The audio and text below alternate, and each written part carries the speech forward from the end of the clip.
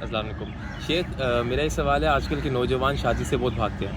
اس کی وجہ یہ ہے کہ وہ کہتے ہیں کہ بہت بڑی ذمہ داری ہے، آپ کو پتہ پاکستان میں جس طرح مہنگائی بھی اور انفلیشن جتنی زیادہ بڑھ رہی ہے، تو ان کا کہنا یہ ہوتا ہے کہ ہم ابھی خود سٹیبل نہیں ہوئے، جبکہ وہ افورڈ تھوڑا بہت کر بھی سکتے ہیں اس چیز کو۔ اور جس طرح کہ اب دیکھا جاتا ہے بہت سے شادی شدہ افراد بھی جو ہے وہ ایک ازمائش کے اندر مبتلا ہوتے ہیں، اور ایک ایسا چیلنج ہوتا ہے، ایک بڑی ذمہ داری ہے جس میں ہمیں جو ہے وہ فائنینشیل برڈن کو فیل کرنا پڑتا ہے سب کو۔ تو اب جس طرح ہمیں نیریشنز کے تھرو پتہ لگا کہ نکاح کے بعد ایک اللہ تعالیٰ آپ کو، یعنی کہ غلام کی بھی جب نکاح ہوتا ہے تو ان کو بھی ایک جو فائنینشیل ایک وہ ان کو ملتا ہے، برکت ہوتی ہے ان کے مال کے اندر۔ تو اس کا کس طرح ایک پروسیس ہے، اور لوگوں کا ایک یقین بھی اس چیز سے اٹھتا جا رہا ہے، اور وہ لوگ اس چیز کے اندر بلیو اس طرح نہیں کرتے۔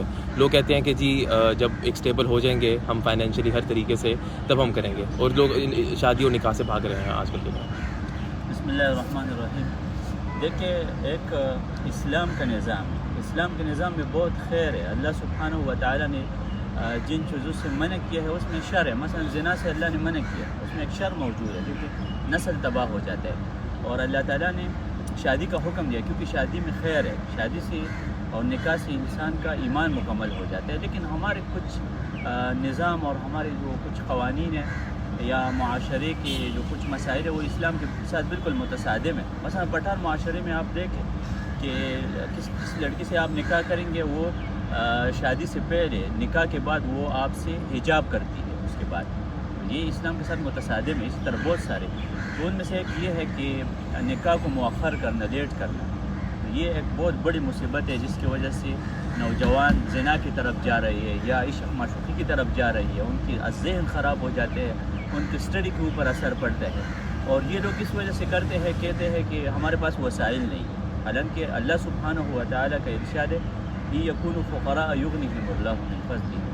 اگر شادی کوئی اس ڈر سے نہیں کرتا کہ میرے پاس مال موجود نہیں ہے، تو وہ شادی یہ سبب الثروہ ہے، مالداری کا سبب ہے۔ جتنا انسان شادی کرتا ہے اللہ سبحانہ و تعالیٰ ان کے مال میں برکت ڈالتا ہے۔ تو والدین کو چاہے کہ وہ اپنے بیٹے کو سپورٹ کرے، اگر وہ اسٹڈی کرتے ہیں تو اس کو سپورٹ کرتے ہیں، اور جو لڑکا اگر نکاح کرتے ہیں تو اس لڑکی کو بھی چاہیے کہ وہ بھی اپنی اسٹڈی کے اوپر فوکس کرتے۔ شاپنگ اور ان چیزوں میں اپنا پیسہ خرچ کرنا یا اپنے خاوند سے مطالبے کرنا کہ شاپنگ کے پیسے دے دو، صرف 3 ٹائم کھانا ہے، وہ ماں کے گھر میں اگر کھاتی ہے تو وہ خاوند کے ساتھ بھی کھائے نا، صرف اس کے اوپر گزارا کرے اور اپنے دین اللہ کو راضی کرے۔ جب آپ اللہ کو راضی کرتے ہیں تو پھر آپ کا ساری زندگی آپ کی ٹھیک ہو جاتی ہے۔